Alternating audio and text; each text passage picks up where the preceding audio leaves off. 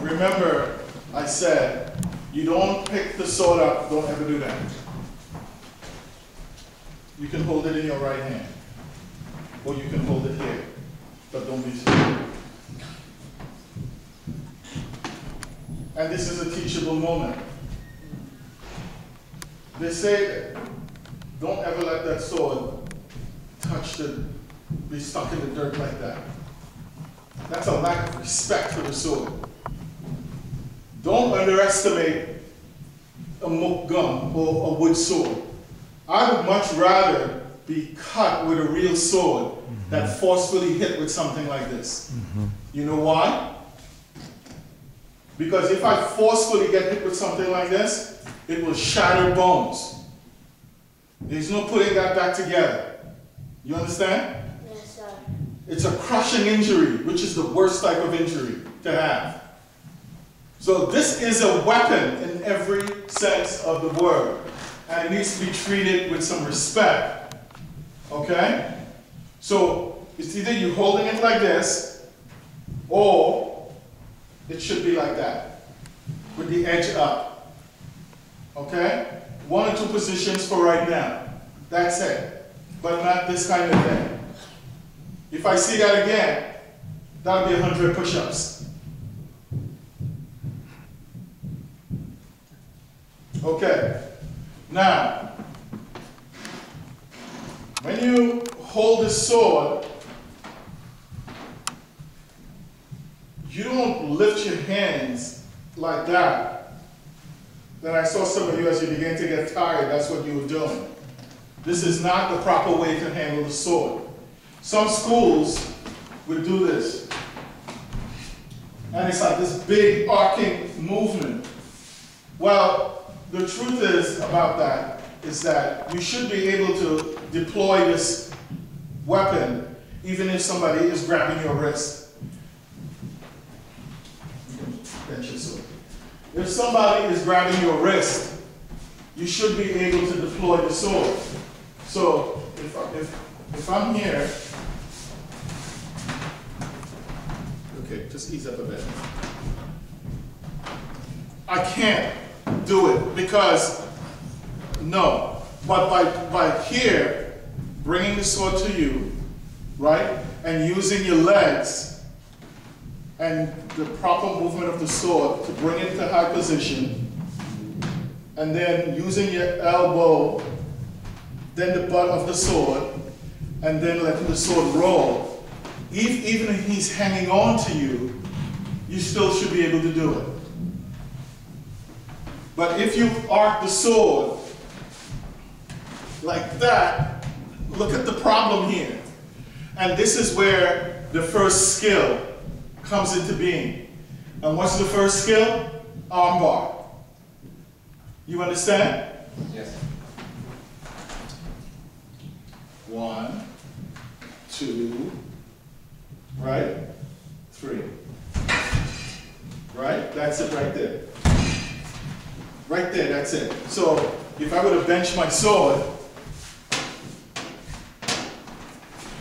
and he holds onto my wrist, right? Isn't this the same thing? This motion is your cut. It's your cut. You understand? Yes, sir. And when you cut,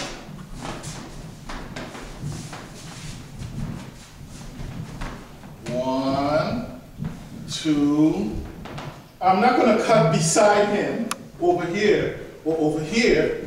Where should my cut be? Straight. Straight through him, right? Yes, sir. There it is.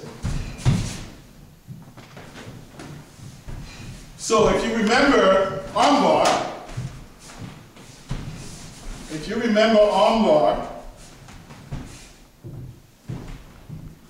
not here, but where?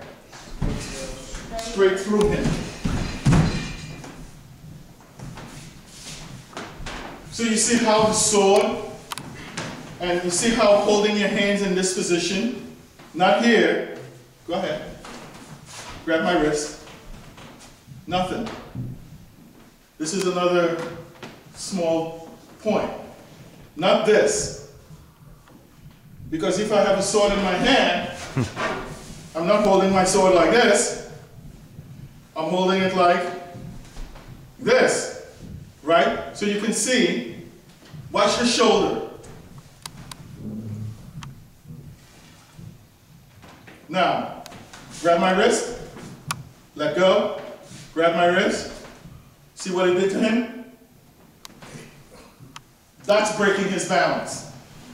And that is a very important aspect of martial arts, is that the instant an opponent touches you, the instant he touches you, you're supposed to do what?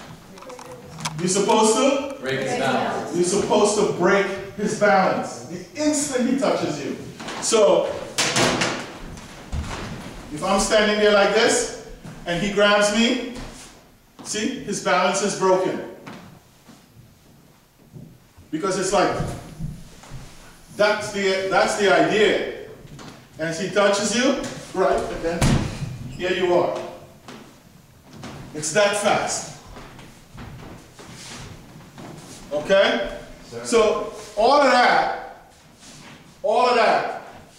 and a ton more just from being able to do a basic cut. So imagine he's grabbing onto my wrist and I go 1. That's why you bring your hands up to here. And 2, you cut. The cut is, dropping your hand. You understand? You can see the correlation between the two, right? Yes, sir. Yes, sir. Which is why it's important for you to have some ability to manage this weapon, because it serves as a very clear metaphor for a host of skills you're going to learn. All right? So this mukgum, I've had this at another one. I have 2 of them. The other one, I've had it for over 25 years. This one, about 20 years. It's a very personal thing. Very personal. And you treat it with respect, like I said. So the encouragement is, each of you eventually should buy your own sword. The samurai, the Japanese samurai, the Korean warang, and other cultures in which the sword is employed as a keystone weapon. The sword has always throughout history been a symbol of right and justice. If you look at a lot of symbols throughout history, religious history, when you're united with a sword, all of that.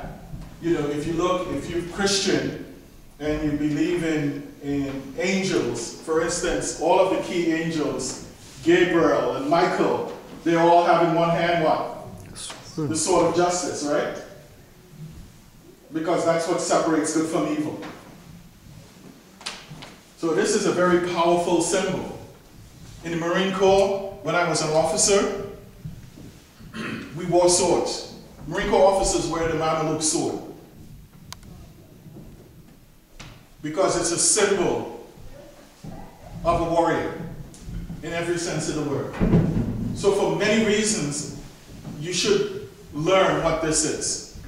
Now, that said, if you see a sword sitting around, you never touch it because you never show who it belongs to. You understand? If you touch my sword, you die.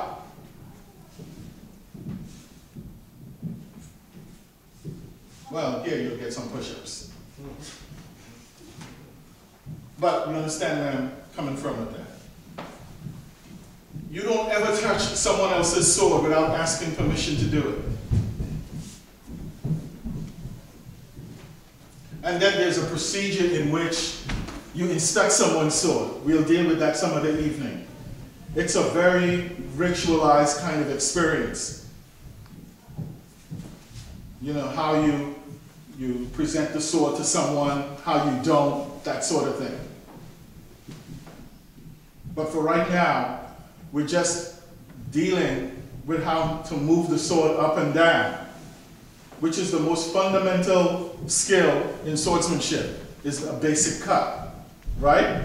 Sir, sir. All right, so here we go. Feet shoulder width apart.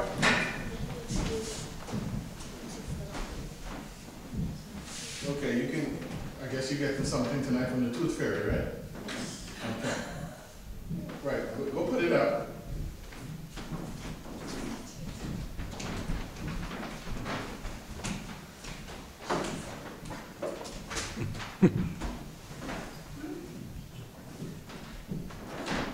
Okay, so holding the sword up in front of you properly. Time here. Remember what I said about holding it, not this, but your left hand should be at the very edge of the butt of the sword. Your right hand naturally just does this, right? So if I'm holding the sword and I hold my hand like this, I just go, that's it. Okay? So you pull, initiating the pull with your index finger, the sword rotates on the inside edge of your pinky. As your sword approaches your forehead, your left hand thrusts the sword up at a 30 to 45 degree angle until your wrist reaches your hairline. You don't want the sword to do this. In some schools, teaches a lot of basic cutting like this. I'm not going to do that here.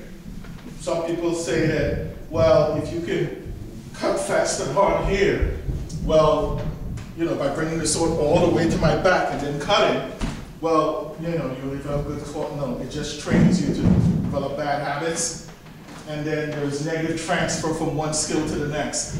So if this is the way you're going to cut, well, this is the way you train, right? Yes, sir. So relax the elbow, drop the elbow, drop the butt in one smooth motion, cut, squeeze, bring the blade, and then come back to ready position. So here we go. In one smooth motion. 1, 2, 3, 4, 5, 6. All in one motion. 1, 2, 3, 4, 5, 6. All in one motion. All right, slowly. 1, 2, 3, 4, 5. Bring. 6. 1, 2, 3, 4, 5. 6. 1, 2, 3, 4, 5. Bring. The sword should be at least parallel to the floor, not the tip down like that. See how you have that wrist like that? That's not a good thing. Okay? You can't withstand it if your wrist bows, bow your wrist. That's bad. Because if somebody comes by and go, you're going to lose the sword. You understand? So, but if you maintain the valley, yeah, you can withstand it. There's a lot of good reasons for all of this. Okay? All right, so slowly again. Here we go. Ready? 1, 2, 3, 4, 5, 6. All right? We'll practice.